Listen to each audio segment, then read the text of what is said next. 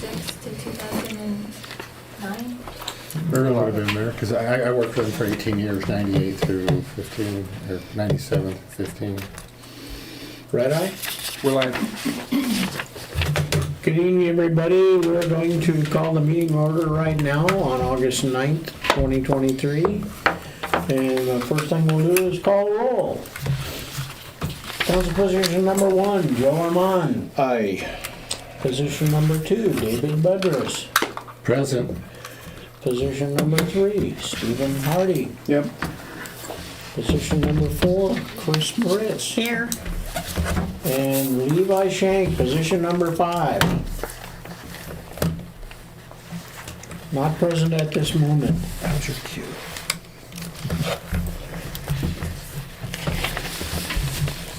So at this time, we would like to give any visitors here recognition and ask you if you'd like your name to be on the minutes for the meeting tonight. Yeah. And you would? Yes. And you are? Farron Reinbold.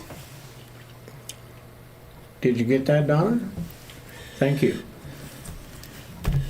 So, first thing on the list tonight, any additions to the agenda? I have 2 items, one regarding surveying and the other regarding the upkeep of alleyways.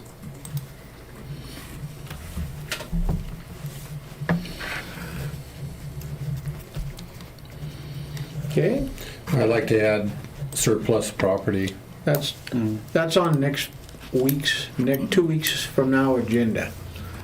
Did you want to speak specifically about something tonight, or Well, bring that up again? Maybe just prime the pump briefly on that. Okay,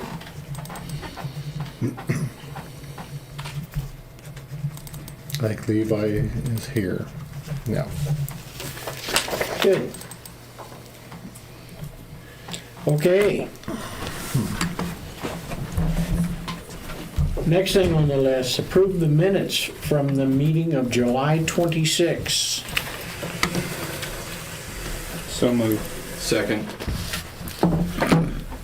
So we got a motion and a second to approve the minutes from July 26. Any discussion? I just have, under observation, I'm not sure which page it is, but when it references Councilman Budrius asked about the Anatech invoices, he would like water testing invoices recorded with more clarity regarding what kind of water is being tested, period. And then there's a sentence, Anatech invoices consistently reference wastewater. I don't believe I mentioned that on tape, but I went back. Oh, Did- that's mine. Oh, This is mine. Okay, well, just so we knew that, and I'm not casting disparagement on anybody, so, but I'm just, in the past, that's what I was brought that up for, 'cause I went back to January of this Yeah. year, and whatever, and some said water testing, some nothing at all, and the whole reason I brought that up was just so that, you know, I know on the invoice it probably says it, but so what we're looking at, so we know there's a distinction between wastewater and, because I didn't know, honestly. Monday, Which I one? was on the phone with Anatech for about an hour. And instead of wait till the mayor's report, I'll tell you right now, Anatech is always wastewater. Okay, And if we look at I now know how to read the bills. We got 2 invoices for the same dollar amount. Everything on the 2 invoices was identical with the exception of a work order number. So I got a very nice young man and I said, I know you have an answer for me and you're going to help enlighten me. And he did. And he turned out that one of them was for the week of the 21st and one was for the week of the 28th. That's why they were exactly the same dollar, $487, which by the way, we spend 52 weeks a year, winds up around $26,000 a year we pay Anatech, approximately. Because we send testing in every single week. And Anatech, he said, has only once in the past 7 years done a water sample for us. And that was when we hooked up the new pipe. Yeah, They did an emergency water test for us. yeah. Other than that, we send it to Davenport to the health department. right. So Anatech, anything you see will virtually always have a WW on it, which is wastewater. Okay. And they're gonna be like $487 a week.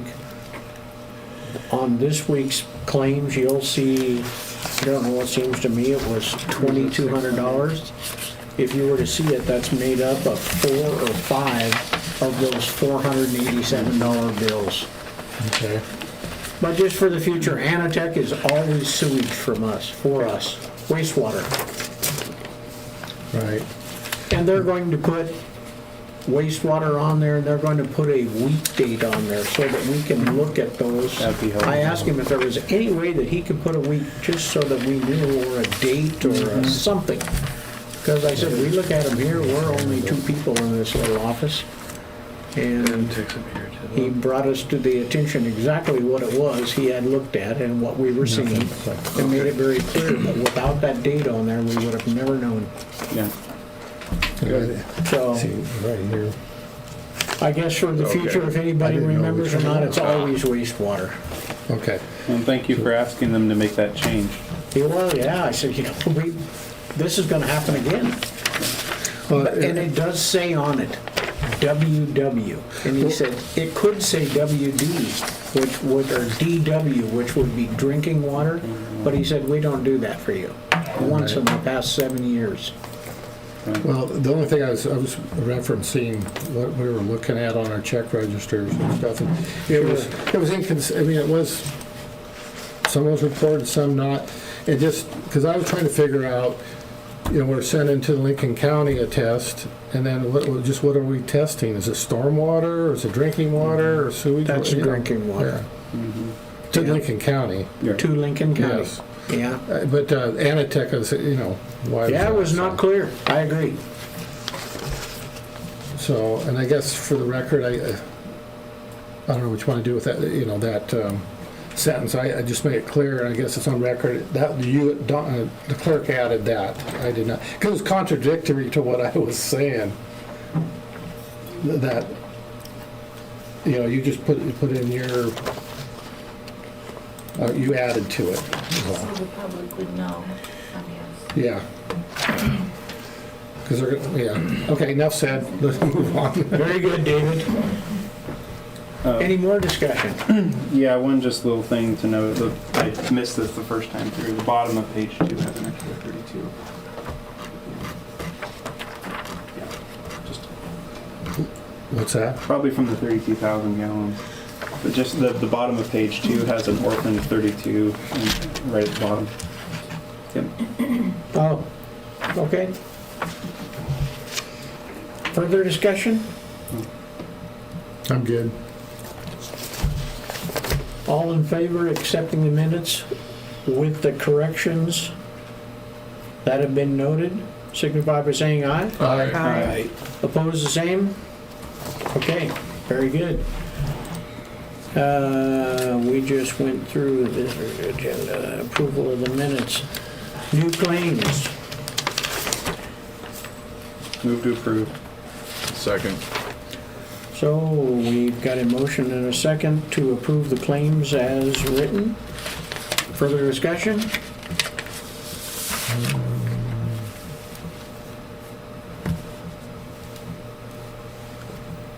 I'm good. I'm good. Good. I'm good.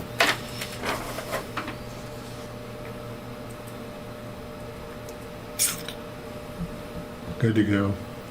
Okay. All in favor of accepting the minutes or the claims as written, signify by saying aye. Aye. Aye. Opposed, the same? Wonderful. On there also is the check register for you to look over. And the payroll is on, well, I have it on a sheet here. You should have it, that should be the last one. Right. Don't necessarily have to approve those for you've already approved them.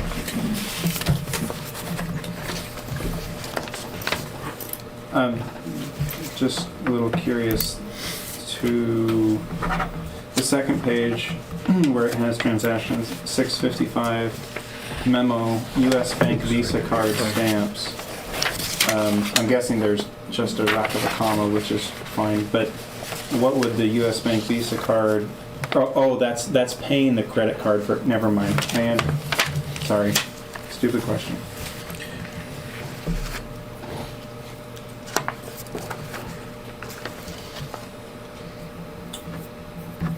Move to approve payroll. Second. Go ahead, you take it. Okay, we got a motion and a second to approve the payroll. Any further discussion? All in favor, signify by saying aye. Aye. Opposed, the same? Excellent.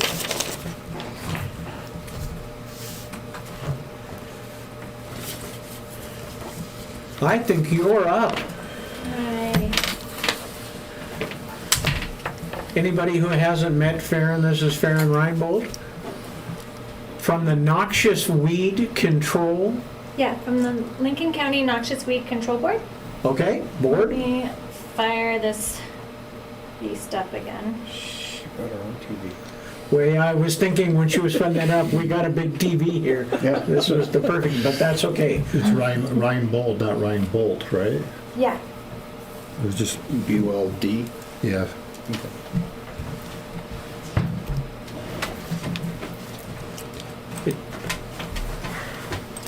I never know, every council has been different on where they meet. I've been in really big buildings and really tiny spaces, so I just kind of bring my whole Spiel. self-containedness, I guess. Let's see. It's a little crooked. Can everyone see that all right? Yep. Okay. So, my name is Farron Reinbold. I'm the Lincoln County Noxious Weed Board Coordinator. So, I like to start off with our mission statement. The mission of the Weed Board is to educate landowners to be responsible stewards of the land and resources, to make Lincoln County a better place to live by protecting and preserving all lands and natural resources of the county from degrading impact of noxious weeds, and to provide quality, timely, and responsive service to the residents of Lincoln County. So why am I here tonight? I'm here for a tax assessment proposal. In the interest of equal benefits and responsibilities relating to the control of noxious weeds, the Weed Board proposes that the incorporated parcels should be assessed $15 per minimum parcel. A little bit of the history of the Weed Board. The Board of Commissioners activated the Lincoln County Noxious Weed Board in 1970. In 1985, the Board of Commissioners passed a motion to have a weed assessment to fund the program. Presently, only lands in Lincoln County that are not being assessed are the parcels in incorporated areas. There are 25 assessed counties in Washington State and only 4 counties that do not tax the incorporated parcels. So where are the incorporated parcels? They are in the towns of Elmira, Creston, Davenport, Harrington, Odessa, Reardon, and Sprague. Incorporated areas are not exempt from noxious weeds. The Weed Board receives complaints of noxious weed infestations of landowners of the incorporated towns every year. The Weed Board treats the incorporated parcels sparingly. Not all complaints received are dealt with because of the lack of funds from these entities. When it comes down to weed control, we need to be good neighbors. Weeds do not know property boundaries and easily spread across fence lines, down ditches, on animal fur, and tire treads. Many people are still unaware of their weed management responsibilities, and it is up to us to help educate landowners about the infestations and his and her responsibilities to comply with the Noxious Weed Law, RCW 1710. Most people will voluntarily take appropriate action to control the spread of invasive plants once they have become aware of the problem. So Lincoln County incorporated parcels are infested. Here we have puncture vine just on the side of the road. Cars pull off, get stuck in the tire. They drive around, it spreads. Puncture vine is a low-growing mat, dense mat forming. It has seed heads that are also called goat heads. There we go. They puncture tires, lawnmower tires, bike tires, flip-flops, pets. Kochia is an annual. It grows about to 8 feet tall, 7 to 8 feet tall. It produces 14,000 seeds. It breaks off in the end of the year and becomes a tumbleweed and spreads those seeds. Another picture with a lot of kochia in it. Here we have puncture vine in a dugout, and this is all the towns in Lincoln County, not just Arrington. But in this particular dugout, there is puncture vine growing, so those kids are taking off their cleats, they're putting on their street shoes, they're getting onto the bus, they're spreading it to your school, they're spreading it to Dean's Drive-In in Wilbur, they're spreading it to their house when they get home, when all those seeds decide to fall off. Some more kochia. Puncture vine actually in a tire that I was walking by. And then that's probably the biggest plant I've seen. It was like 10 feet across in diameter. It was huge. And this is in town, like, this is in a town. Don't run barefoot through there. You can see here in the kochia with the dumpster, it becomes a visibility problem. It's just about as tall as that street sign there. Japanese knotweed is by this building here. Japanese knotweed can grow up to 12 feet tall. You can cut that back. It will sucker about 30 feet away and start spreading again. It's very aggressive. The top is a monoculture of hoary cress or white top. It is part of the Brassicaceae, so it's going to be a mustard family. It produces about 455 shoots underground a year, plus about 1,400 seeds per flush, and we'll have multiple flushes in the season. Down here is my favorite. It's called salt cedar. Salt cedar is a bush. It grows about 10 feet tall. It has super pretty pink flowers. It can grow in all types of areas. The thing about it is it takes up about 200 gallons of water a day. So when you're in a town and you're paying your water bill, it's going to hurt the checkbook or, you know, take away from your lawn. Up there is some more Japanese knotweed. They just cut it back every year because it just starts growing over the road. Like I said, it becomes a visibility issue. Down here, this person is doing a great job weeding around a plant called myrtle spurge. Myrtle spurge is kind of like a low-growing succulent type plant. It produces a milky white sap that can actually give you third-degree burns. None of the animals really eat it. I actually had a high schooler pick it for a weed project at school, and they ended up with burns all over their hands. So those are a few species that can be found in the incorporated areas. Other species have also been found. Diffuse and spotted knapweed, brush skeleton, yellow toadflax, common and annual bug loss, common tansy, Canada thistle, Scotch thistle, perennial pepperweed, hound's tongue, and the latest one is tree of heaven. Tree of heaven is really big because they just found that it is the host for spotted lanternfly, which we don't have here. It's an invasive insect. Over on the East Coast, it's decimating vine crops.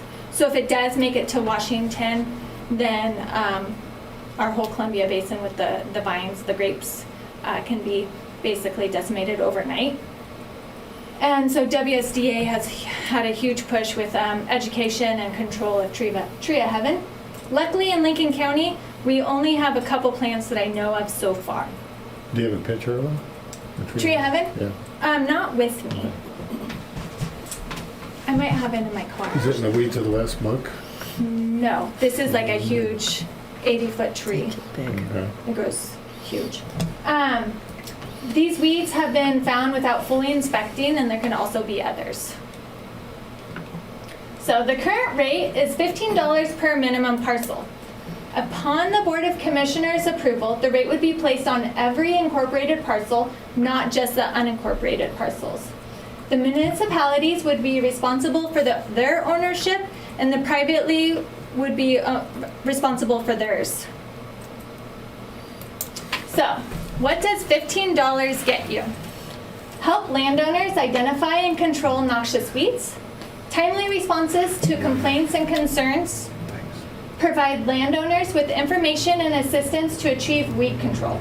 We have multiple brochures on the use of herbicides, calibration of equipment, weed ID, beneficial plants, and noxious weed prevention. Meet with landowners for weed walks and lay out a plan with recommendations and solutions. All of our staff is trained in weed identification of noxious weeds, and some carry a WSDA public operator's license, so they can legally advise on a herbicide if that's the way the landowner chooses. We have a 4-gallon backpack sprayer that we loan out at no charge. And we provide assistance to commercial sprayers to facilitate weed control on landowners' property. And we coordinate efforts with neighbors and landowners and provide an educational seminar on managing noxious weeds in the fall, and that's free to the public. So, there's my information. And do you guys have any questions? Is kosher on the noxious weed? Kosha is on the noxious weed. Okay, it is now. Classification. Yeah. So I have 4 lots, which is 4 parcels, I'm assuming. So that means you want to tax me $60 a year. So if there are different parcel numbers, it would be 4 different parcels. So $60. For $60, yes. Just a question. Yeah. And how would that be applied or It goes just right extracted onto from your me? county statement. Your land taxes. Your land taxes. Mm-hmm. It goes right on there, split up in 2, so it'd be $30 spring and fall. This is a new tax or a new thing? The rest of the county pays this tax already. The incorporated parcels do not. Okay, because I remember hearing some buzz about it, but Yeah. it hasn't been up until now or going forward, right? Yeah. We've talked about it and discussed it, and then the last couple of years we've just been really trying to reach out to landowners and let the public be aware that is what is going to happen, or what I'm proposing to the commissioners. I meet with the commissioners August 21st. That will be my first proposal. After that, hopefully, if they see fit, there would be a public hearing after that. So I guess the question was, what do you get for $60? Well, somewhat, yes. I think you're going to provide more knowledge and more people, it sounds like. It sounds like you guys are not funded very well at the present time. We do all right. I mean, we only What? have 2 So- inspectors, and we would like a 3rd one just to get a better coverage of the county. And the noxious weed is supported or funded by who? By the assessment. So the rest of the county is assessed on their land taxes. You're welcome. So every farmer or anyone who has acreage outside of the incorporated parcels pays into this. So like most farmers, let's say it's $150 for, let's say, rangeland, or 150 acres for rangeland, right? So they get taxed the $15 minimum, or it's 13 cents an acre is what it comes to. So it's 127 acres would be the minimum, so would be $15. And a section is what, 640 40. acres? Yeah. Is that right? Yeah. So 640 times, if you had a, There's a if you got a calculator. 9 section. cents. Or 13 cents. So if it's 13 cents an acre on average for the current taxed parcel, for this proposal, what would be your proposed cost for the incorporated areas in cost per acre?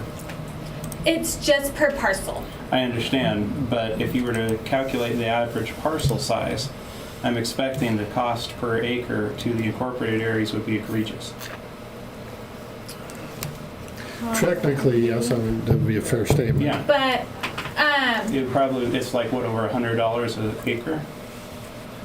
probably. Yeah. But easily with one landowner, I can spend an hour, which is minimum wage is $15. With one landowner, I have the time on the phone, I have the drive to the town, I weed walk with them, I educate them, I get them the materials. Sometimes I have to go back to the office and send them materials. And then I follow up and make sure they either, controlled their noxious weeds depending on what the situation is. If it was, we get calls for weed walks without sending them a letter or anything like that as well. So it's easily, I spend an hour plus with each landowner. And that's for people who reach out to you? No, that would be what I just said, if I were to come, my travel time to that landowner that requested a weed walk, the education. Who requested one, right? Yeah. So part of that is dependent upon how many people even take advantage of that service.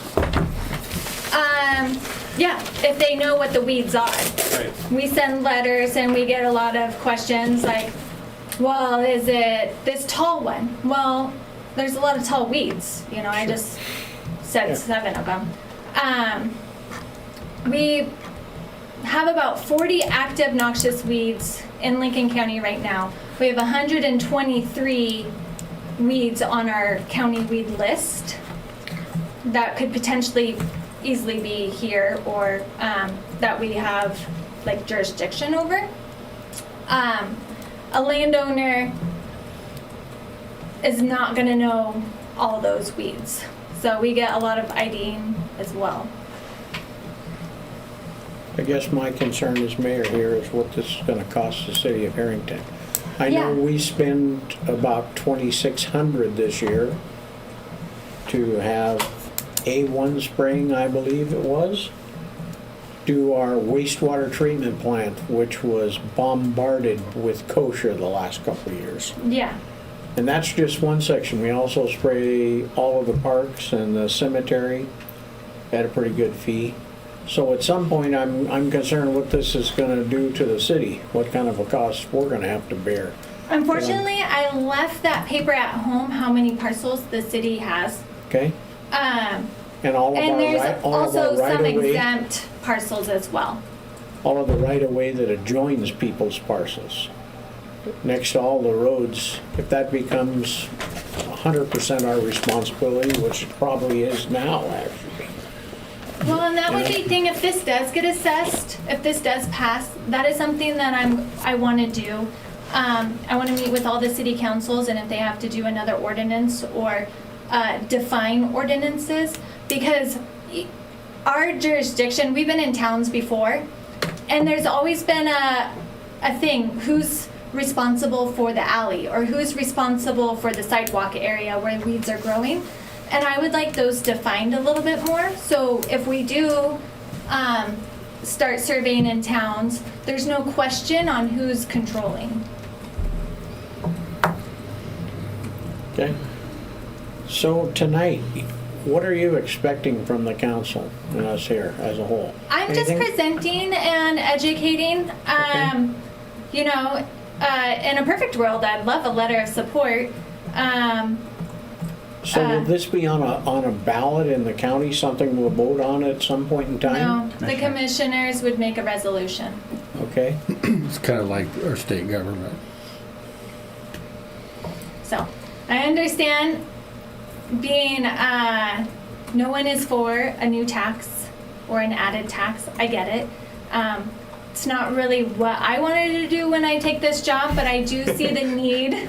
I do see the need to be in towns and having something going. Some towns have had a maintenance person or a nuisance person, but they never have that backing to where to get that person to actually take care of the weeds.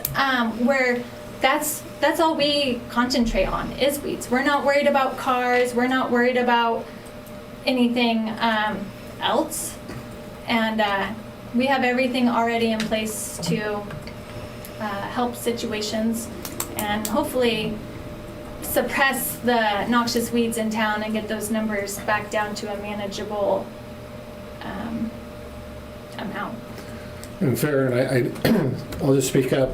The only problem, appreciate you coming here and showing us all this. It's one of many meetings and stuff I've been through the years, holding a license and stuff, and a landowner and substantial taxpayer. The only problem I have with this, and I know this is not your department, so I'm not going to come off on you on this, Yeah.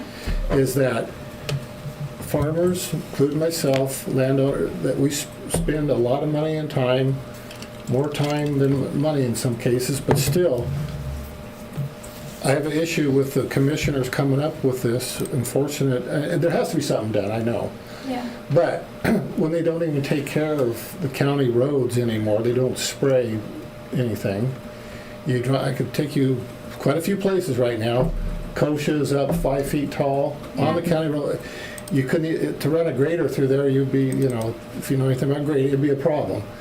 But I mean, they don't police their own nest, and then they want to come around and bust everybody's chops. I mean, like I said, something needs to be done, but it was brought up, $15 and stuff. I think they should be more represented when they come up with a decision to do this, to take care of their own nest. I mean, you might pass that along someplace. I know you don't have nothing to do And with that, but I actually, I do send the county notices on their weeds for roadsides.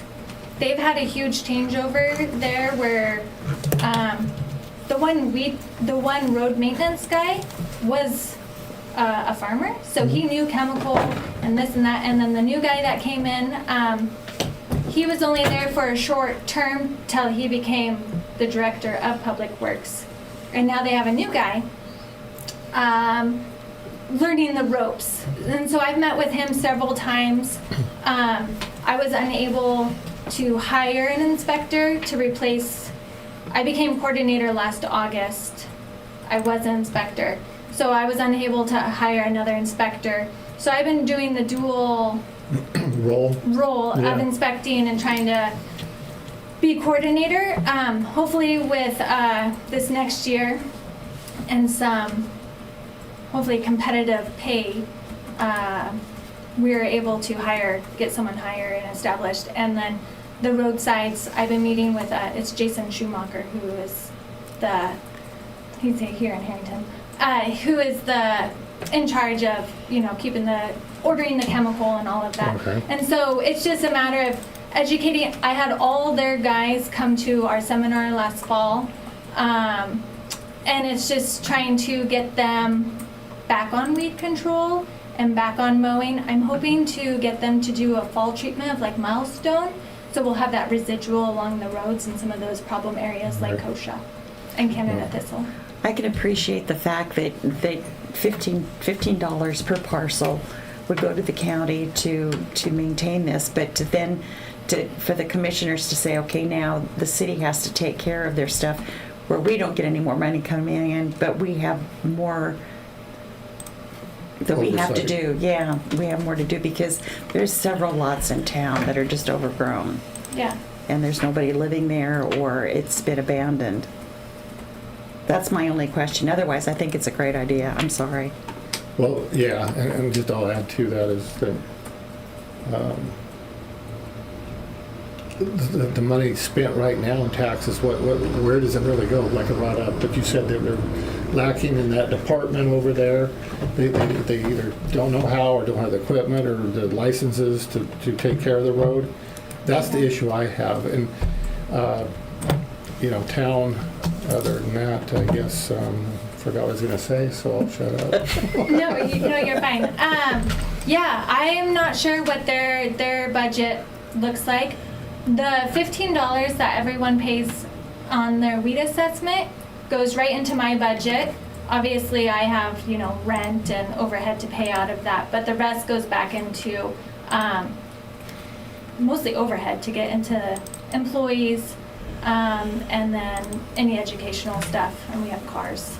I have one more question. I just remember what it was. Is if in a situation, maybe you touched on it, maybe didn't, but if if somebody doesn't spray it or doesn't do anything, I know years past, the weed board would write somebody a notice, and if they just forget it for whatever reason, doesn't get done, I think the weed board at that time would come in and spray it and then charge that person.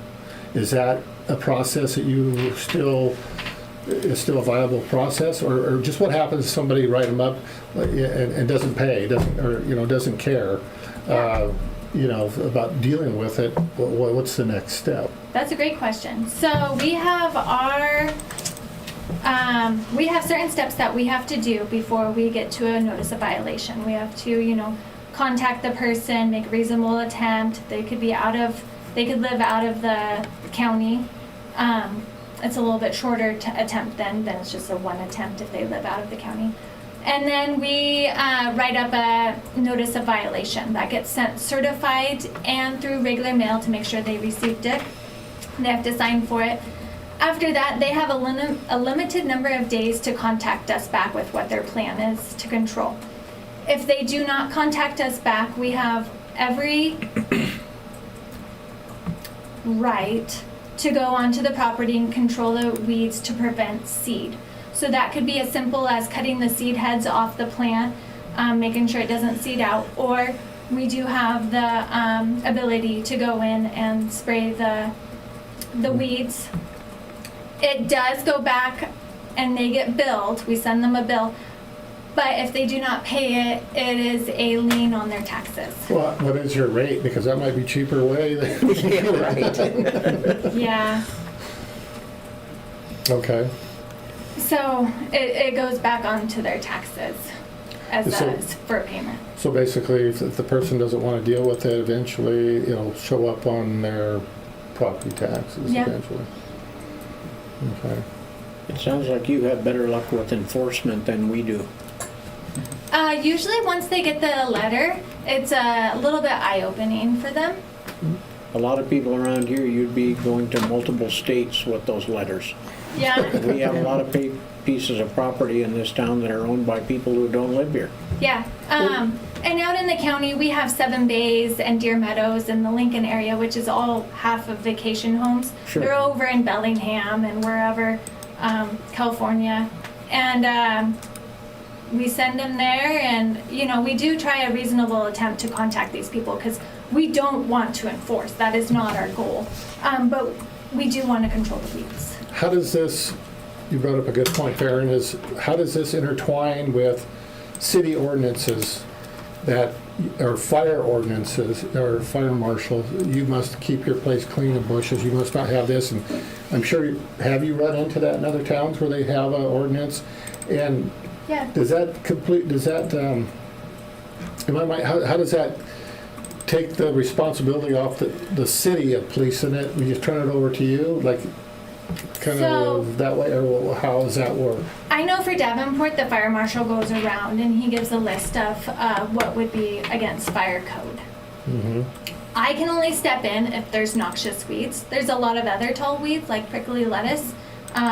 It's very unsightly and grows about that tall that I have no jurisdiction over. Well, Wacotia's But 7 with the feet tall. town, you could totally call me and we go check it out, make sure I identify it. It is a noxious weed, yep, and then I start my process on. So if we identify non-city property or something, or a neighbor has a complaint, you ask kosher grow in there and give them your number and say, go sick them. And you go out there and do your thing, right? Yeah, I go knock on the There door, you go. knock on the door. If they answer, try send them a letter. I've Facebook messaged people. Like I said, I make every reasonable attempt to contact people. Once they're aware, some of them will, as long as I understand times are hard, and so we do. Mowing's not a form of control, but it does sometimes prevent seed until that first frost. And so, I work with landowners before I go and just start spraying chemical everywhere or whatnot. And I want to reiterate, I wasn't trying to be totally comical about how much do you charge. I mean, Yeah. there's really a serious thought behind that. Is that, okay, given some elderly people in town, in the city, that can't can't deal with it, they either A, ignore it, B, they hire somebody who Lord knows who that would be, or what can you offer them? Say, this is a problem, we'll take care of it for you. Is that something that you're kind of going to, or is that how viable option is that of you folks stepping in at that point and just spray or taking care of it? Because timing is of essence too when Yeah. things are. I've talked to a couple landowners, and I always say, have you reached out to a neighbor? Right now, our custom sprayer list is Okay. kind of non-existent. I think Sid, who you guys have sprayed the town, he's busy doing a couple other large things like Harrington and the golf course and stuff. And so he's kind of knocked off some of my smaller landowners, just because he has 2 jobs. So that's what would be probably, you would hire, But you basically would you hire can that and you would hire charge. a custom sprayer. I always advise people to reach out to the neighbor. Usually there's someone in town that will have it, can get it mowed at least. Pulling the weeds, having a grandkid pull the weeds. Reach out to the local 4-H club or FFA chapter that might need some community service hours. There's been a lot of things that I've wanted to implement if I do get into towns. I would love to do, we have noxious weed bags, and I would love to work with the transfer station on like a free bag day where you fill your noxious weed bag and you drop it off for free or whatnot, or a Lions Club member can fill the back of a trailer or something with all these bags and haul them to the transfer station. So there's a lot of things in the works, or that I would like to, that other cities do, Okay. Thank you. to try to make it feasible and more awareness. So, Sorry to put you on the hot spot. no, you're fine. I like questions. I really do. I'm good. Thank you for your presentation. Yeah, thank you. So here's where I'm at, so that no surprises. The mixed good news and bad news. The good news first. So we as a city have a couple situations where we provide services to the surrounding areas without full representative taxation base. So like this library, the cemetery, those are things that are paid for out of city budget, but yet they serve the surrounding area, and the surrounding area doesn't contribute to it. So for me, it's an easy sell to say that the city should be contributing to it. So I will write Commissioner Gilchrist, whether the rest of the council joins me in this sentiment or not, saying that I would support us being taxed at some rate. The bad news is that I don't think that I can support anything near $15 a parcel, because people don't host weeds, land hosts weeds. And so the basis that I see for that is that there should be a per acre charge that would be more universal. Now, to your argument about how much time you can spend with a person, and maybe this is because I didn't understand the argument fully, or something we could continue to talk about, because I'm willing to have my mind changed on this. But what I saw in the presentation were a lot of services that the person's going to have to prompt, and I don't see very many people in Harrington ever prompting services, because there's a lot of people who already take care of their weeds. They're never going to call you. And the people, there's some who don't take care of their weeds as much. I don't think they're going to call you either, because the one thing I didn't see in there was that one of the bullet points of what does $15 get you, it didn't talk about weed removal or spraying. And I get that on your budget you probably can't say, well, we'll go spray the whole county. But nonetheless, that $15, what I see for Harrington is that you're not going to be spending much time here. Now, maybe some of the stuff at the end that you said about like the weed bag and that kind of stuff, I think that's a stronger argument, because those are things that I could see the citizens of Harrington maybe actually using. But the things where they have to call you, I think that's kind of a non-starter for maybe $100 an acre worth of charge. Yeah, where they call me is after I send them the letter. That's where they have to call in. Sure. And kind of gets the ball rolling. For Right. the people who, don't need weed ID or whatnot, they can just be rest assured that the rest of the town is being kept and clean. Right. And we are a whole entity as a county. Mhm. And recently we started, I received a grant for $75,000 to survey noxious weeds along the Columbia River as well. Which there is Class A's, which require kind of that early detection rapid response. And so my budget didn't allow me to run the 75,000 through it, so I'm actually running it through the state weed board and just kind of facilitating everything for them. But weeds in the river as well. I know Harrington doesn't have a lot of dam workers, Grand Coulee Dam workers or whatnot, but it provides obviously electricity and all of that and stuff that would clog up the dam or take out the river is also a concern of anyone who recreates. And to me, you adequately made the argument of why Harrington should be paying their fair share. It's what I didn't understand is why $15 a parcel is our fair share. Yeah. So it's good news and bad news. I would support you guys getting more money from us than you do today. Thank you. Yeah. Thank you. Do you have a list of approved toxins to use on these weeds that you recommend? I recommend on case-by-case scenario. It depends on the site you're using it at, what weed you're using it on, if you're licensed or not, Time of year. what you want to see with that property in the future.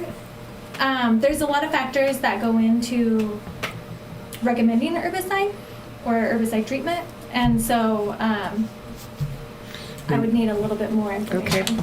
And you have the WSDA herbicide sensitive list of people. Yeah, we get mailed it every year. Yeah. There's also a list that you can sign up through the WSDA, Washington State Department of Agriculture. If you're sensitive or allergic or pesticides, you can put your name and address on there. And every applicator gets a copy of that, or should. Yeah. So, Now, for instance, you were here when Jess was talking about how he spreads this salt. Yeah.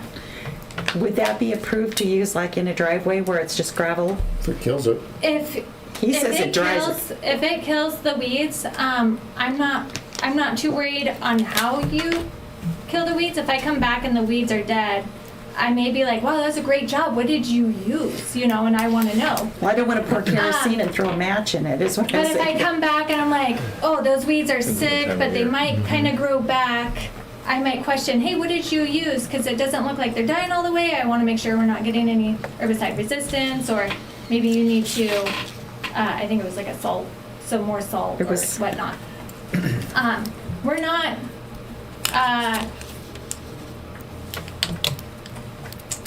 recommending everyone use chemical. We have a lot of organic and a lot of natural landowners, and we adapt to the best Okay. that we can with still trying to control noxious weeds. I do have this leaf behind. It has my information. It has the weed list and just the flyer that we sent out back in 2020. We sent it in the Lincoln Advertiser to every household. okay. Cool. Thank you. Thank you, Farron. Thanks, Farron. Yeah. And if any residents or anyone call my office, send me an email. Alrighty, thank you for coming. We've got two more items here to knock out, and then we're gonna go to our additions to the agenda. So the next one on our agenda is to replace Resolution 238, 2022 with Resolution 246, which is the next one in line, and that is to end the declaration of emergency. So I think, did you all get a copy of that? Okay. Got a couple copies of it. And I'm Okay. just- The one that, the latest one, is that the final copy, or we're, because, It should be, David. What does it say in the very first line? let me get to it. Let's see. Okay, resolution. It says, whereas on July 24th, 2022, by resolution, yada, yada, the mayor and city council, it says termination of the state of emergency. Okay. the only difference between the two is, I believe, to reference the resolution that it is that made the state of emergency. Right. Has it been seconded? No, I moved, waiting a second. No second yet. Second. There you go. Okay, so we got a motion and a second to accept the resolution 246, which is now the new number, 2023. Okay. Not an argument, but just a technical issue. We passed Resolution 238, 2022, That is correct. backdating the emergency Backdating to to the June 20th. Correct. Does this impact, There was- does this need to impact that as well? Does Well, that this text- will be- Does that text say that it replaces the 236? The next one in line, Yes. that's pretty well, It gives a month later by resolution. It describes that resolution that Councilman Armand said. Yeah. Well, 236, excuse me. You got a 238, where's? Yeah, so we passed 236. And That then was we like, did- that was then like we the did heat of the 238. moment. And then we tried to go back to June 20th. yes, It's we an moved amendment, not that. a replace, so it's still appropriate. So we're still good with that. Be safe. Thanks, Farron. Because Thank you. 236 Have a good started, day. Yeah. we realized it didn't have a start date. We Yes. did 238 to amend 236, because sometimes when we need to correct something, we replace it, and sometimes we amend it. If we replaced it, then the correct reference would be 238, because at that point in time, 236 became void. We amended 236. Right, so 236 is the Okay. pertinent document. I'm Yeah. good then. Okay. But you're right, if it had been a replace, then 238 would have been the correct reference. David, that's 238 if you want to look And at it. this will be a replacement. This is, yes. Remember, they didn't cover the emergency repair that we did? Right. And so we wanted to backdate it. Right. So the emergency funds would go through, and that was a failed attempt to Yep. To get the change state history. to cover our Yep, first I fix. remember. Yeah. Okay. My question's answered. Thank you. Okay, so we have a motion and a second to accept 246, 2023. Any further discussion? I may have here just. All in favor? Did you say He that? said he may have. Okay, go ahead, David. Sorry. I'm still reading, I'm trying. Yep, that's I okay, guess take if your time. everybody's cool with it, I would have added a few more things, but No, if this will take your time. suffice, we're good. Let's just go for it. It's good enough. I guess that's all that's required is, I was just thinking maybe there should have been something in here describing a little more oomph behind the water leak, and it's working as it is working now as repaired, or, the job and stuff, but that probably doesn't need to be really said in this. So I just, for our own records and going future, Well, and it's on the YouTube now. yeah, So, okay. yep. And in the minutes, probably. I think we're good.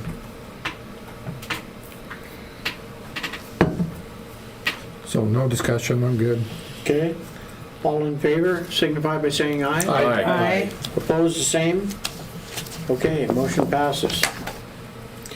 Can I get you guys to sign this, and maybe you don't need to sign it, only myself and Donna do? I believe so, that's right.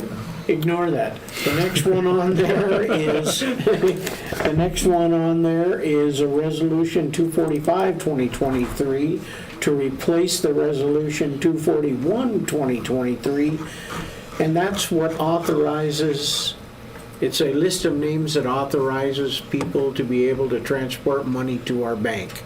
Now that we've moved to a new bank, we just need to update, and we removed 2 names off the list and put, there's only 3, myself, Donna, and Cynthia.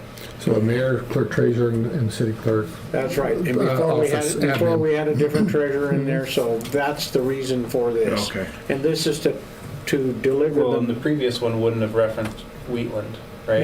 No. This is to allow for transmitting money to the new bank. transporting money to the new bank. And this doesn't take away your authority to deal with US Bank to finish closing out You know, business in fact, with them. well, that's Yeah, another, it's mentioned in the third. no, we can still do And the anything we want process with that. being closed, yeah. This is only about transporting the deposits to the bank. Move to approve as written. Second. So we got a motion and a second to approve as written. Further discussion? All in favor signify by saying aye. Aye. Opposed, the same. And let's see if we need any signatures on that. We do not. Thank you. Okay. Let's go back to surveying. Talk about the alleys and surplus properties. So the first one I wrote down is surveying. I was talking with some citizens this past week about some needs in the town for surveying and how prohibitively expensive that can be. Yeah. I was wondering if there would be any appetite, or if the council thought this would be in any way a possibility, if we could use some of our contacts, because we were talking to, I think Councilman Armand had mentioned that he was talking with, was it Steve Marsh or someone that's like, how did you get this surveyed? And the guy said to him, well, he works for me. So if we could get like someone to say, if we had a surveyor that would come into town for a number of days, could we see if there would be many people in town that would be interested in having some surveyed lines, because done at a reduced rate, because we could give the guy a whole. And maybe none of them are interested in that because they can book themselves full and they don't care about any kind of a subsidized rate. But I think there is a city good as a whole to knowing where our lines are more, especially when, we had an instance just a little while back about pipes running under people's properties and that kind of stuff. And this won't detect the pipes, but when we don't even know for sure where property lines are, I think there is an argument of a city good, not for the city to pay for the whole experience, but if the city could help facilitate or even minorly participate in making the whole thing reasonable. I'm just wondering if there's any way the city can help establish some of these lines where the markers can't seem to be found. Are you mainly, excuse me, are you mainly interested in alleys or what, just all property in percent? Well, it would kind of depend on what we could get. If we could only get something at a minimum, we could make a rule to say that it would only be where it affects city property. Like, I abut an alleyway, and I don't know that anyone can tell me. I've never been able to find any markers, and everyone's like, well, just talk to Scott. Well, Scott knows a lot. I'm not trying to, but Scott is not a legal authority for this city. Nor is he a marker in the ground. Right, and so I'm just, and it's not really fair to him to maybe put him in the middle of something that could be contentious. And so, if the only thing we could do is say, well, we'll be available to help do some things where it touches city property, I think that's a win. If we could find some reason for someone to give us a sweeter rate, if we could have them be here for a while and allow people to also get in on two neighbors saying, where is our line? I would love to know where one of my lot lines is, just one. Right.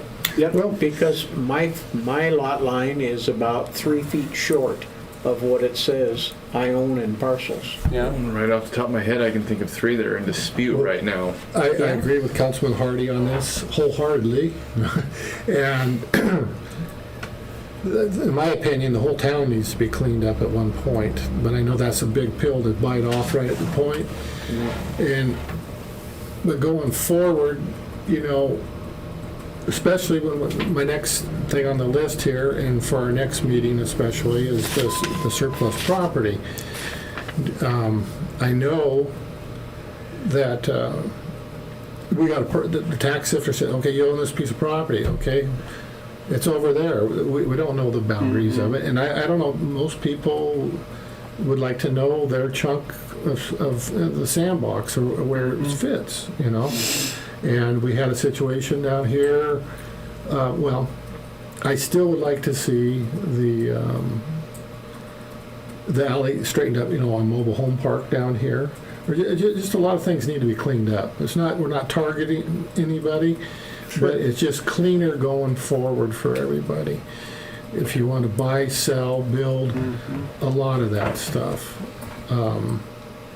were you quoted a cost for anything, or is? No, not yet. And I'm hoping that, I mean, with economies of scale, I'm hoping whatever I could get quoted would be better if we could find someone who would see it to be advantageous to be here for a while. Did we, in the past, does your memory serve you that when Nathan, and I think maybe Justin, were mayor, something about the GIS mapping, did that, I don't how think far did that go? Well, I don't think it.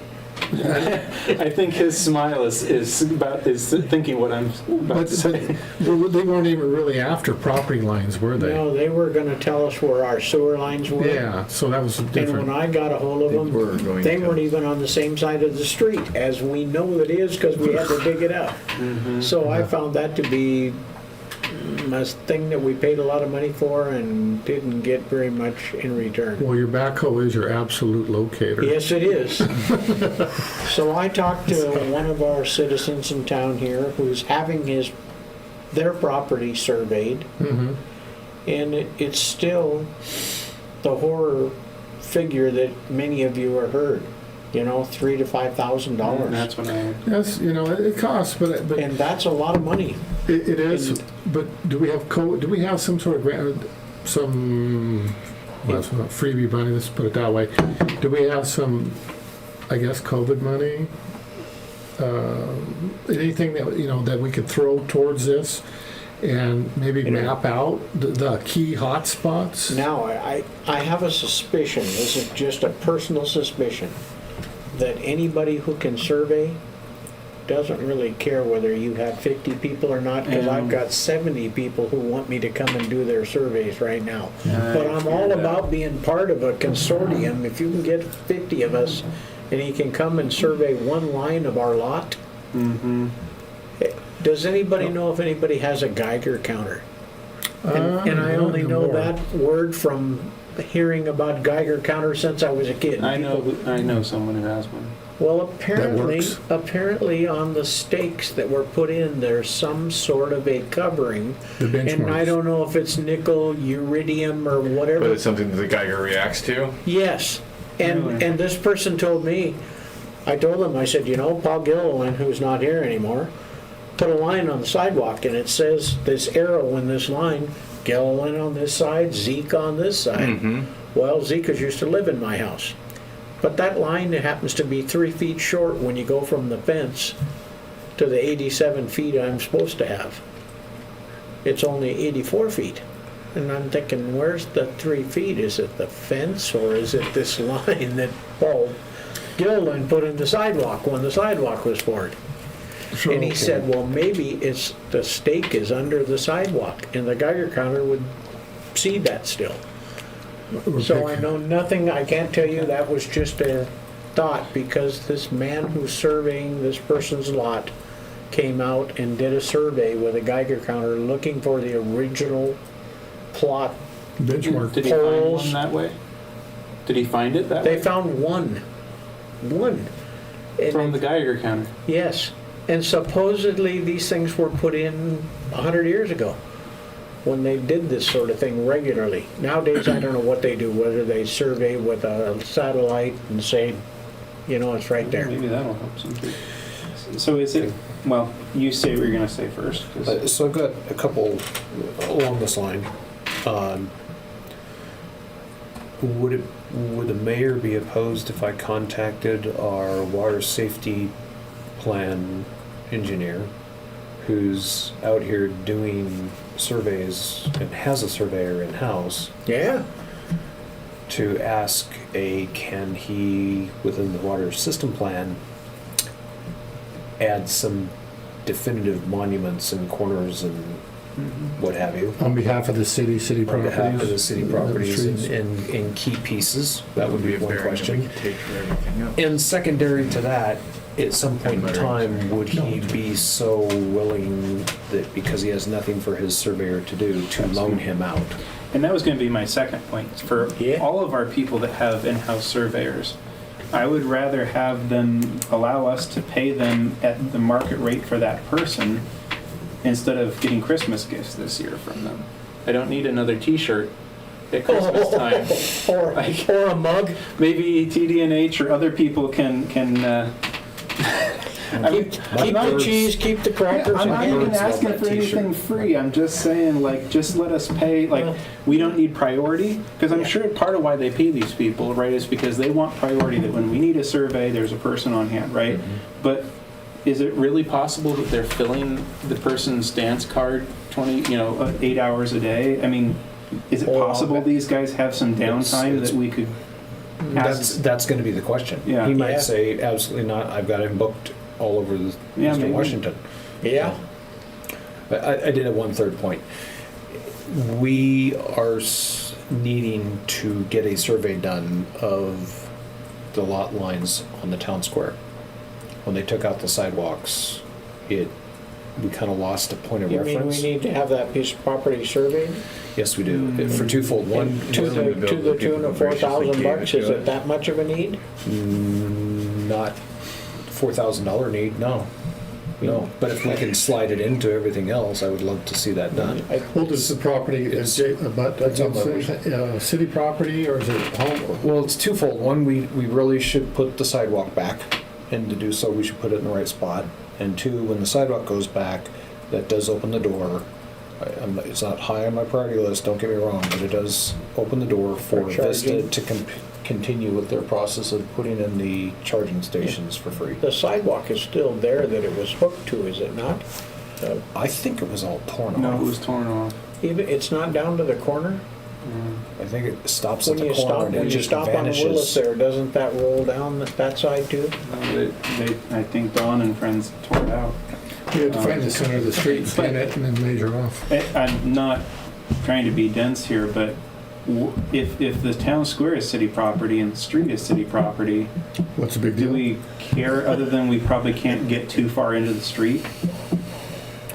I personally don't care at all. So, I mean, I don't know if that's true. Can I'm we all just for putting things in the put it right right there? location. no, I'm just repeating what I heard Yeah. almost a year ago at a PDA meeting, that this was the Sure. next step that needed to be done. Obviously, it has not risen to the top of the cream, so. Yeah, they won't put anything in until they know what Because I think that corner, it curves to where the sidewalk stops being ripped out. It fully curves. Yeah, it comes around So we there. know where the left side of that line is. The question is where it ended up on the right side of this, I think. Yeah. Yeah, but Yeah, was it perpendicular to the Yeah. sidewalk or? If it's perpendicular, we should be able to lay that out. But so. Anyway, I was just throwing that in. But if it's okay with the mayor, I'd like to have a phone call with Ask Steve him. and ask. Ask, yeah. Okay. That's a simple thing. I think whether it's citizens contributing to it or the city finding money, I mean, we're not asking for freebies, we'll pay. We're just hoping to have something that's a little more reasonable than $4,000 at a whack. Or more. And apparently that's not package deal. That's not an unreasonable, this person that's having it done is concerned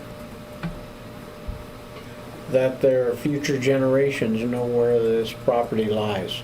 Yeah. Because other people think that some of their property is their property. Well, So they're gonna have it surveyed and that'll be the end of it. Well, the distinction I want to make, is this on the city's behalf that we survey city property, alleys, streets? Will that suffice with these neighbors, or is there an inner neighbor squabble? This, In my mind, I think it's a phased rollout. Is if we can get access to something first, we need Sure. to be attentive to city lines. But Right. if we've got an agreement that's working out that we keep getting extra time available, when we've taken care of some of the bigger city lines, I think we should make a way for our citizens to try and get at some of this time as well for inner property. you have no idea At how the many people citizen's that come in here expense, and think right? that this Yeah, the office citizen- yes, knows yes. where their property line Yeah. is. Yeah. And if you look at tax sifter, Yeah. the lines that you see on there are None of them are where they meaningless. need to Those be. give you a ballpark idea Yeah. where you're at. They give you a disclaimer when you punch Yeah. on there. Yeah, it could be 10 feet. Oh, yeah, or more. Yeah.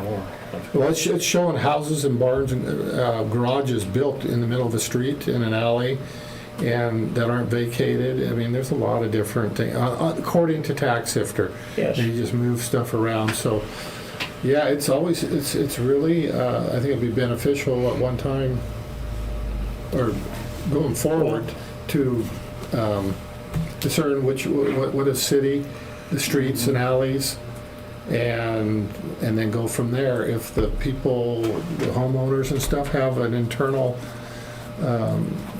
curiosity or squabble or something like that, then, I mean, as to your point, that if we have somebody come in, will they do a little extra for these people at a cut rate Yeah. or whatever? Sure. Or if we have That's- 30 people, Especially, I would think, I don't understand this business at all, so you can chalk this up to Stephen being an idiot, but it would seem to me like if all you need to do is find one line, that's not as big of a deal as if you need to survey a whole property, right? And so if it could be like, well, we had you here for most of the day, you did city properties, I could find one line between Jess and his neighbor in the end of the day, and I'll give that to you for $300. You go to your neighbor, you say you want us $150 Yeah. each, and we'll pay for it, and we'll find this boy, one line. when you get a line at each end, you got it right there. That's the kind of thing I'm hoping we could kind of, and the city wouldn't be paying for it, but the city would be facilitating access that's difficult for the citizen to find on their own. Yeah. It's a wonderful idea. We get the guy out, we'll even feed him, barbecue him something while he's working. Sure. Okay, next issue was alleys. Yeah. Somebody had something on an alley. That was me. So this is somewhat similar to the other one, although I'll be real upfront to say I already mentioned I have an alley that I'm caring for, so if this does end up coming to a vote, which can't be tonight, I would abstain from it. But I think that we should amend our policies for the cost of gravel. Say that if this gravel is going to be put on a city alleyway, on a city property, which I would think All of Troy them can are. verify, Yeah. that is something that is for free. Because it would be city gravel on city alleyway. And I'm thinking about how many times I mow this stupid alley back and forth, and I'm like, this is a city property.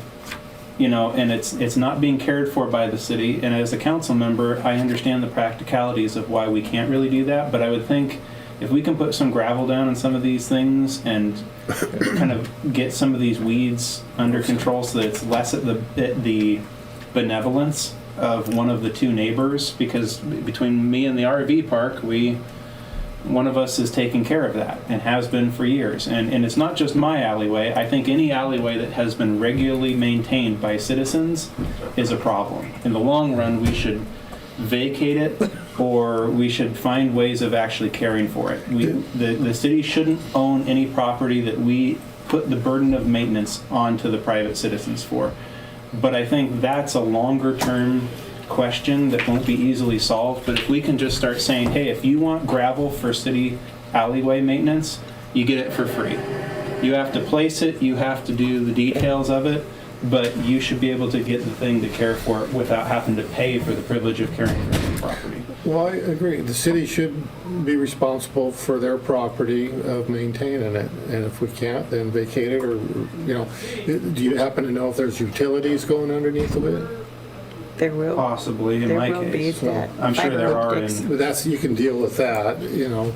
But yes, there's a lot of alleys that over the years, it used to be there was, you know, I think there were, 15 foot? There's 10 foot and 15s? Yeah, I According think to mine our is a map? 10 probably then. Or was there 20s? Just to I can't have it remember. graded every year would be really nice. We don't have a grader, I hate to say it. Actually, we do have one, we'd like to surplus it. We'd like the ground and the tires to be dug out of the 2 feet of dirt that it's sunk into Oh, gee. over the years, and we'd like to remove the grader. And below- Yes. Well, just get somebody to plant a flower on it or something. That would look good. Look good in the town square. So We just actually have people who want to give us money for it. But really? At any rate, take it. So next meeting, I'd like to make that into an action item too, because I believe we need to officially amend our gravel rates in order for that to be a thing. I have to admit that in my time on council, I have not seen us amend or set gravel rates, so I'm not sure what document needs to change, but I'm sure that is To reflect set by current. ordinance somewhere, and to allow that exception would require a vote and an action item, so that can't happen here today, but just as a heads up is something that I have an intention to drive towards, and since I will admittedly be one of the first in line to use it, I won't vote one way or another, but I'm making my biases. You four councilmen can be there as a part of checking the bias of whether it's appropriate or not. Just cleaning up our That's- alleys, that's that's- cleaning up the town. That's probably another catalyst for us to come up with a fee structure instead of setting that actual rate. So, That's it.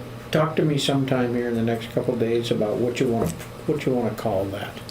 Yeah, And and I I'm- think first, if we could find, Donna, if you have any leads on what document might set those rates, because I don't know if I've ever seen a document that set those rates. That would be our first thing, is to figure out what document sets that, and then we would have to look towards amending that formally. I think it's probably not a formal document. The one that dirt is $20 a bucket, which is, I'm gonna say, pretty close to a yard.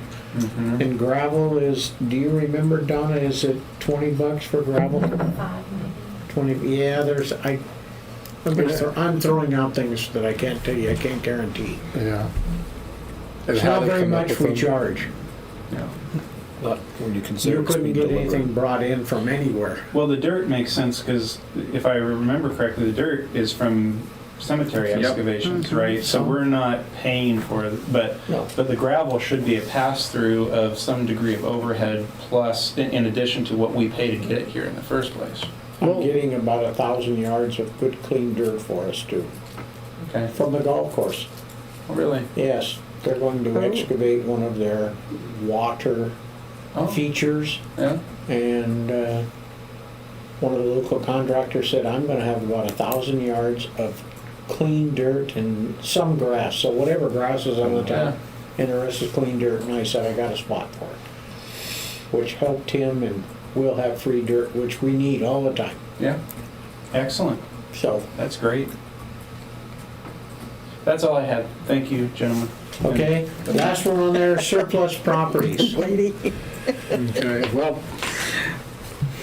most of us, well, been on the council, and this come up in 2021. The former mayor and myself, and one member that's not here no more. But it was a list of property the city owned. And I think, does everybody, all council members, do you know what I'm talking about? Nope. Okay. You don't. Maybe get you a hard copy. Didn't you send that to me recently? I would like to move forward with this, several reasons, and one of the reasons you just heard tonight was one of them that just come in with the responsibility of taking care of these. And I think once you look at the location of these, I don't, you know, there's really no beneficial use to the city other than a responsibility towards it. And, but I would like the council to, you know, diligently look at this and come up with, because I know there's a couple things on there that we probably should, at the time, Nathan and I went over it, that we had a question mark. One was the shed, state shed down here where we currently have our recycle bins and the green waste. That was a question mark to get rid of. I think at this point in juncture, we probably keep it, okay? But then I know there's some property around, but just a final check and then get through this, come up with a conclusion at the next meeting and get the ball rolling. What we need to surplus, and then pretty much the process, if I have to do it or whatever, but I think about how we do it, that was, I think the mayor has already inquired to some degree. Yeah. However, I don't think it's a big thing, but it has to go public. Actually, Josh Grant Right. drew up some plans on this computer right here on how what the city had to go through. And surplusing it was the first thing. Do we need to set prices before we declare things as surplus? That was the I can MSRC. pull up all this stuff, it's all in there. Yeah, okay. That was my question, Mr. Mayor and Councilman Hardy, is that the MSRC cautioned how to do this, or briefly, And then it somehow stated that you have to come up with a fair property, like you can't just have people, $1, $2, I mean, but I don't have the answers to that. I'm not an attorney, and I would recommend maybe spend an hour or less, maybe hopefully less with our attorney, and say, this is what we're going to do. Give us the blueprint how to do, I mean, legally. I mean, we could advertise all we want, but let's cover our, cross our Ts, dot our Is, and move on. Because I just see, some things, I just see a benefit to some property that needs to go. And I see an expense to the city if we keep some of them, a lot of them. And a neglect is one of them, because we don't have the manpower to take care of some of it. And it would only benefit, the right person, let's just say, whoever. But those are my questions, is that we diligently dig into this and at least look and brief, and council member Chris will hopefully get you a sheet, and so we're looking at it, what it is. David, you mailed that, you emailed it to the council as a whole on July 12th. Yeah. July 12th, so it's in your email. Of this year. That was the one I you mailed? don't remember Just a seeing month it, ago. so I'll look Yeah, back. it's a Word document. Yep. And I'd be more than happy to help with anything you need in that effort, David. It's one of my priorities to see these things gone. We And I have thi- 3 full Maybe lots erased right it behind by one of now. our council members I can just that he forward said to he you. would Okay. like to purchase from the city. I have no idea what those lots are worth, but we would have to post them and, of course, make that open for everybody. Not until after you're done being a council member, though. so, Do it. That'll be a discussion I'll have with you later. but I'm not arguing at all. I would That's like, just something I want to I already know about. because I've already looked Send up it for to a my whole home different surplus home reason. email. Yeah. Should I have to be off the council before? Okay, then, Unfortunately. well, as soon as we decide this and everything, I'm gonna we decided, I don't want to kick it, I mean, the next meeting, just be prepared to do some, take Yeah. some, launch forward with it. I put a spot in the agenda for that Okay. already. Okay. And at that point, maybe at that point, then waste the money, or spend the money. On the survey. Party I didn't say that, erase the tape. We'll contact the lawyer for guidance on this, because that way that, nobody could claim foul. I will Well, they try might to pull out anyways. everything in here Yeah, and give you guys what's in there from, that was done in the past. Yeah. I think it's not rocket science. Pretty simple. no. But it's a legality thing, because when you get into bidding people or whatever, more than likely, somebody will feel chided, and we just want to cover our backside. And that way we can move on to it, because I just see a lot of stuff, enough said, but I mean, I think it's the right thing to do. Yep. It'll benefit people and also benefit the city.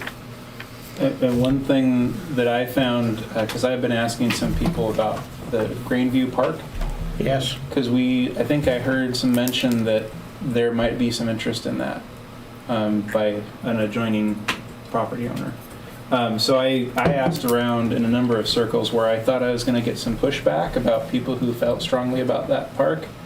I think I understand there's probably one citizen that feels very strongly about keeping it. I haven't spoken with them yet. But everyone else I spoke to doesn't seem to care about it too much.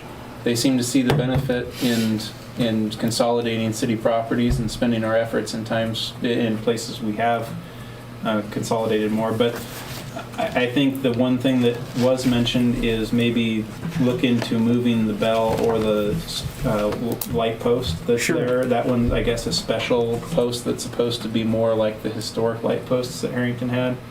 So at least something, maybe that could be something we worked out, that if the corporate neighbor of that property would be interested in it, maybe they would assist us in moving some of the stuff. But it might be good for the council to walk. I encourage the council to walk through that property once before our next meeting, because to be honest, I had never gone back and looked at that light post. I kind of knew it was there, but because it had spent so much time being overgrown, I don't think I had hardly even noticed what it was or if it was different than the other ones, which it most certainly is. So just walk through it before our next discussion. I hate to talk about being ignorant. What is Greenview Park?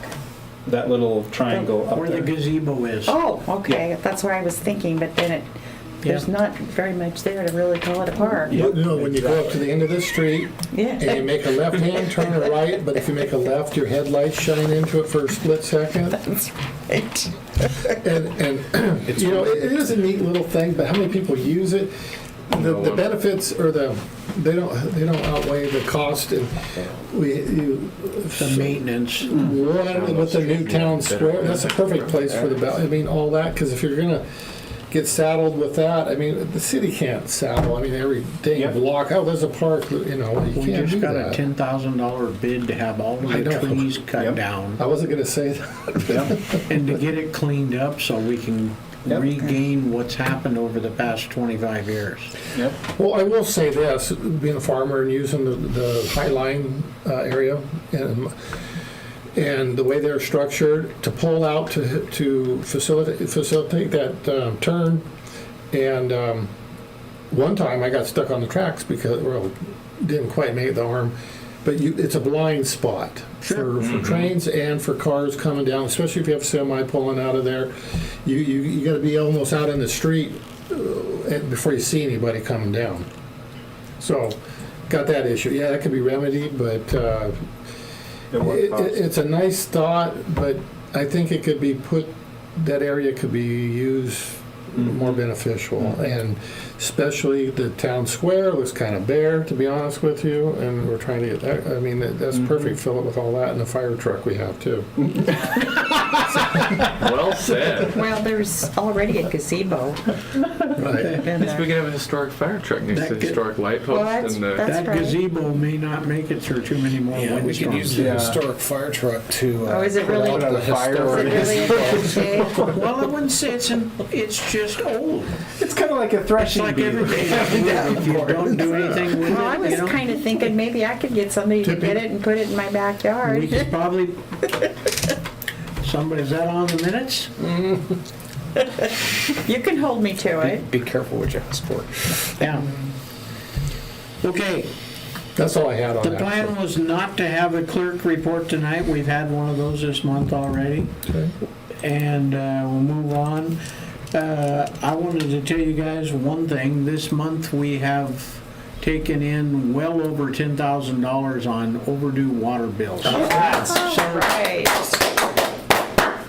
Several people have paid them in full, Awesome. and I don't like it to be the threat of turning it off, but that seems to works. have been beneficial.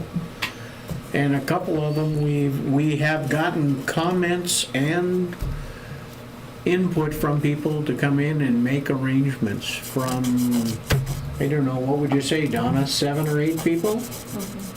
Yeah, so that's been a, Monumental thing. well, it's worked well, and we haven't, as I made a comment earlier, we don't have the means to Shake 'em police or to Yeah.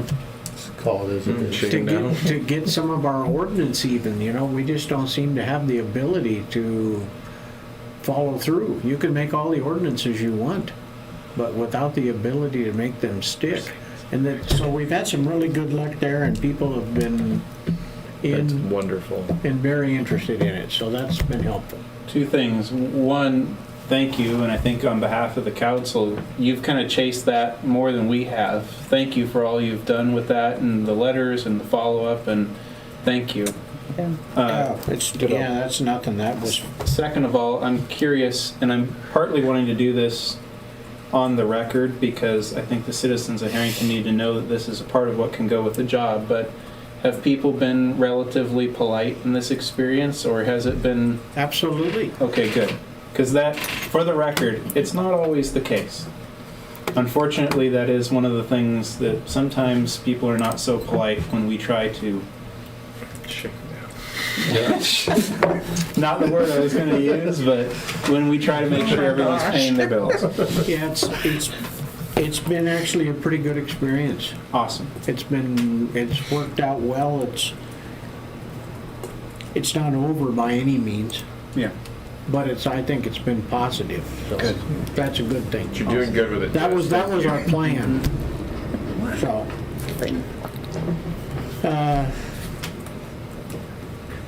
I had a rather, it was a good meeting today with Nathan, our former mayor.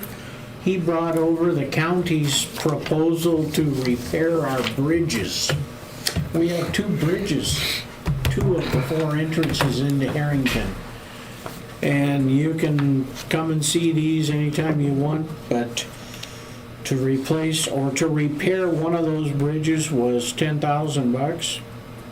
That's the one on it's called Bridge Number 1. The concrete bridge? The north end of Yeah, town? not on Main Street, on Going out to Linden. Linden. Yes, the Going one out that to goes out over to Rockland Road. By the recycle bins. That one is a much more modern structure than the one on Main Street. The one on Main Street was put in 1948, which was a 48 fine from year, the- by the way. Yes, it So was. not everything is bad from 1948. But the concrete there is very dilapidated now. and It's Well, really and taken a most of beating. what you see is not really structural Right, problems. it's, All of the abutments on the end don't do anything for the strength. They're just falling apart and they need to be repaired. It's underneath is the problem, the channel. And you're more than welcome to look at these. They break it into 4 or 5 areas. Fixing the channel, fixing the steel. The one on the northest end of town going out to Rockland Road is a bridge that's put together with precast concrete. right.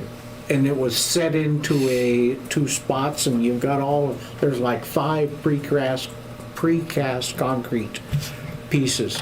And underneath there is steel that was put together and welded, which holds the whole thing together. And the grout along the top between those original precast, 2 of the lines of grout are now leaking through. And the steel that holds that bridge together is falling apart. Really? So it remember needs that to have next the time I grout drive taken across out and some new pieces of steel put in. Actually, the one on Main Street, imagine that after being around for 74 years, 75 years, needs more work, but we do not have to do anything with this.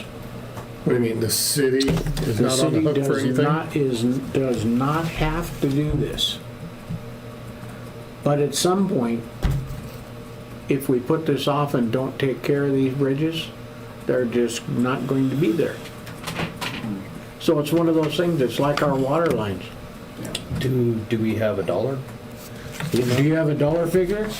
Well, the bridge on Main Street, which is referred to as Bridge, I believe 2 here, is $12,000. And according to Nathan, it will never go over that. How much did you say? 12,000. To do the maintenance on it? Pardon me? To do what, the maintenance? To do all the maintenance on that Oh, bridge, okay, to okay. restore the channel. The other one down there, the water is actually eroding underneath the bridge abutment, and that's a bad deal. So I think we all know that the one on Main Street, when trucks are coming in from the south, and they're cutting through to go to wherever, that's where they're gonna take. That's probably the most heavily traveled. From the south? Well, or the one The one on Main on Street. Rockland gets a lot too. Yeah, Both of them. but not the, it's not gonna Yeah, get when they're the- coming up the- from I'm talking Odessa, about they the make heavy that turn. traffic, From the yeah, west. from Yeah. like Odessa going out to Yeah. Edwall or something like that. They're gonna take that Main Street Well, bridge. I know These are that, the repair costs, if you guys want to take a look at them. This is the inspection reports. So the county is in charge of the bridges, doing the inspection. They went through and did all the inspection reports. And this is a lot of technical mumbo jumbo here. And then, So they're saying they would be the contractor for this? They would be the yes, they asked, you know, if you would like us to do it, we would bid and give you a price. And I would be willing to bet money that if you sent these out to bid, that somebody would probably want 3 times what they want to do this. The county is a If it costs over non-profit. $100,000 to replace a water line for one block, Will they certify that they are valid recipients of COVID funds? Would they certify?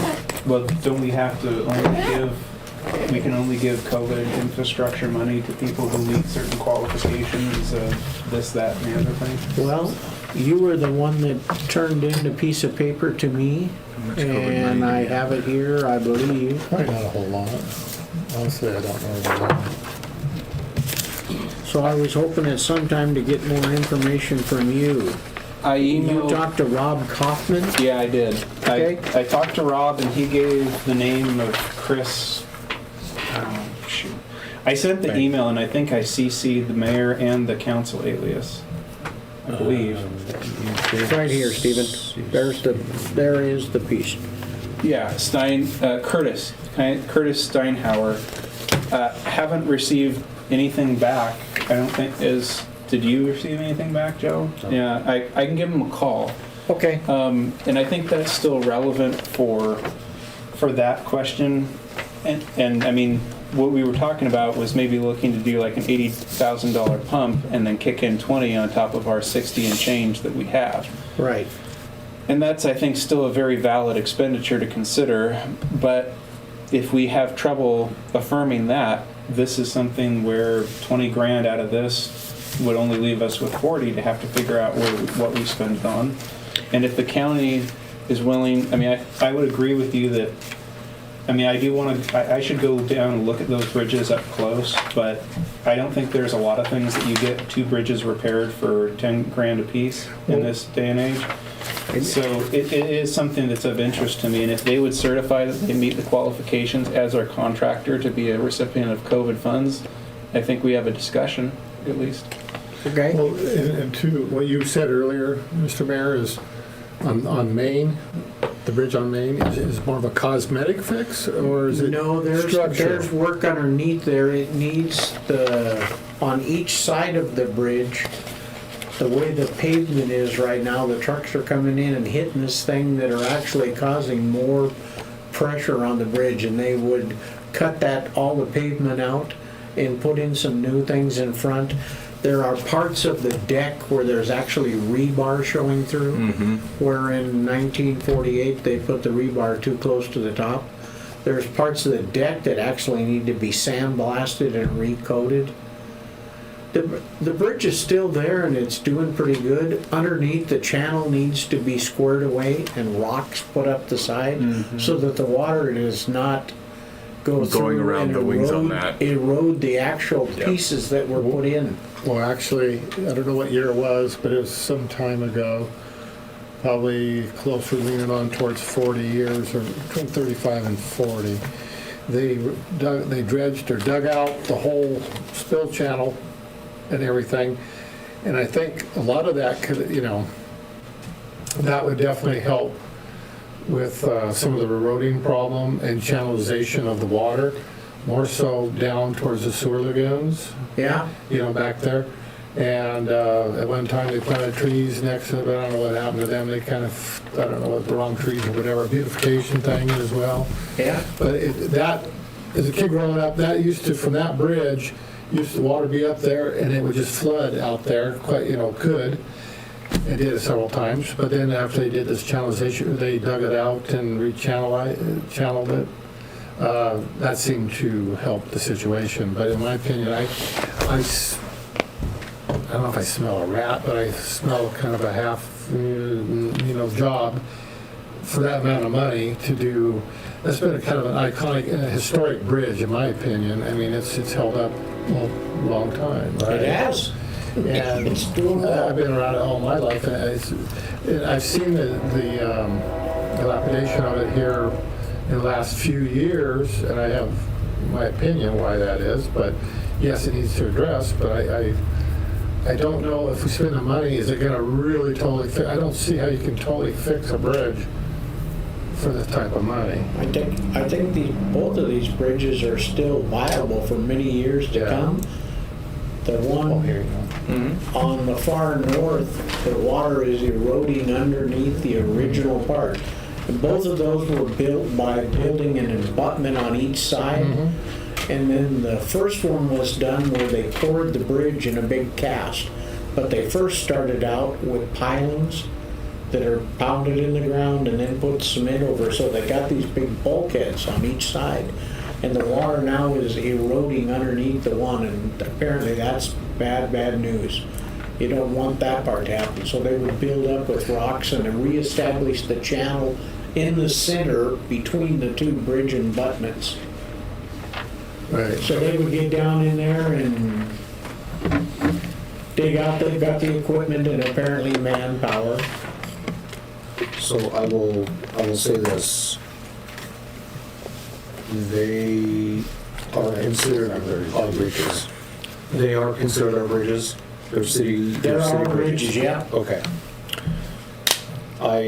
To use an example, I had a client who was driving a combine empty across a small bridge, about the same size of either one of these, in another county, and the bridge failed underneath him. Well, And he basically landed with his header on one side and his rear wheels on the other, and the rest of the combine suspended in air. yeah.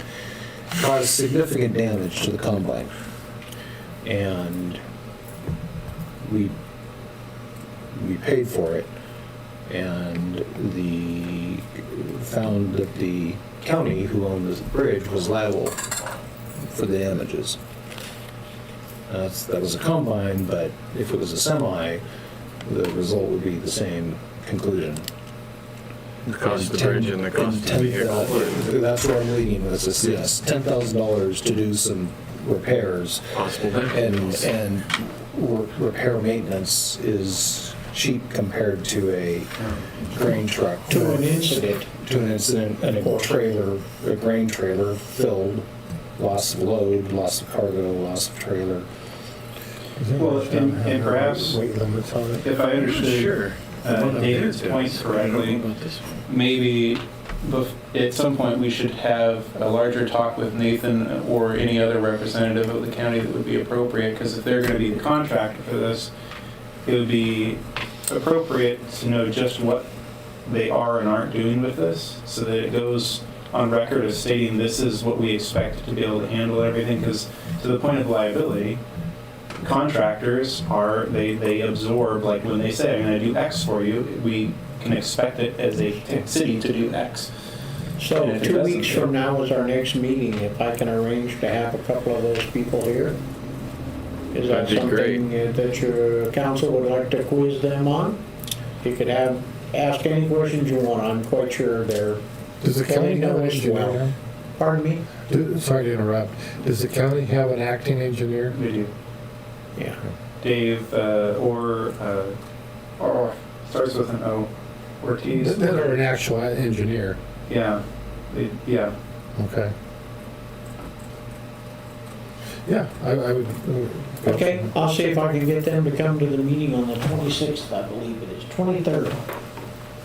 Maybe one of those, or maybe more than one. Give that route back to the state. For a number of years, that was a state highway. Mm.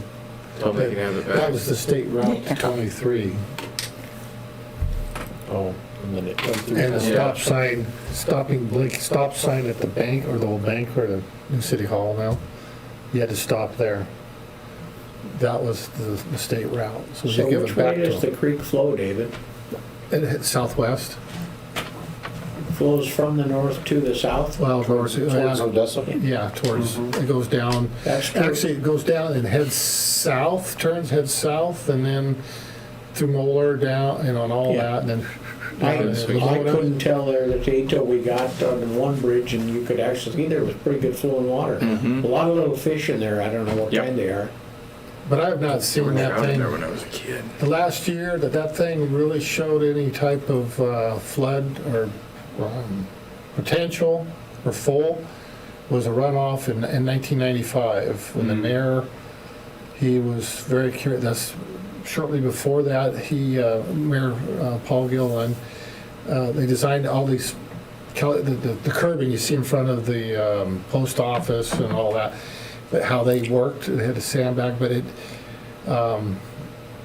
that part worked excellent, that new design and stuff. And I think it might have been after that they did a little bit of work in that with the dredging and stuff like that. That was after that almost flooded But down by We Mike's. have hundreds of sandbags Yeah, that's from down at that the city time. shops that are there for that specific reason. Yeah.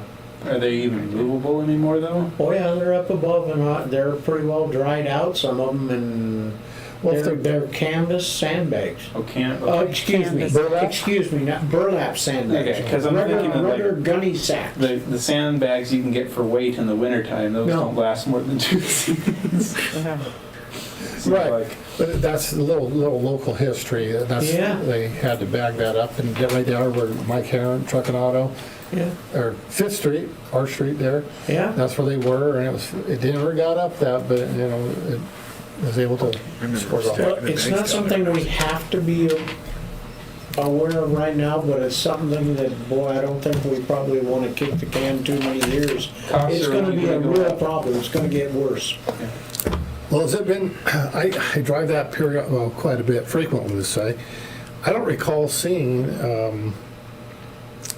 on that, it probably has to be postings by the county or whatever, the bridge limit, weight limits, and that's probably addressing what Joe maybe ran into with insurance.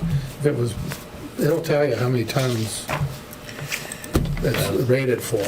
I don't know if it has one. Well, even Better some of look the tonight. more, I don't want to say aesthetics, but like the guides on the side, anything that can fall off onto someone is also, it's like the little friends that we had coming to the door there earlier. All it takes is a kid poking around under there, and then a big hunk of concrete shears off and falls on someone. You don't have to be above the bridge for it to be a liability for us. Right. And those bridges are a place where kids Would never play under there. that, No, I would never. Nope, never. every kid in town grew up. It's under there all the time. Probably your initials you carved in there 20 years ago that is causing With a the hammer and erosion. chisel. Okay. COVID money, can you follow through and check with that, Yeah, I'll with that see if I person? can, There you go, Chris. see if I can find a phone number. I don't think Rob gave us a phone number, but I'm sure I should be able to track him down somehow. Any public comments? The answer is no. Are you ready? Yes. Move to adjourn. Second. All in favor? Aye. Aye. Opposed? Okay. Well, that wasn't a record time, but it's pretty good. At It took way more than 10 minutes to listen to noxious weed control. 8:40.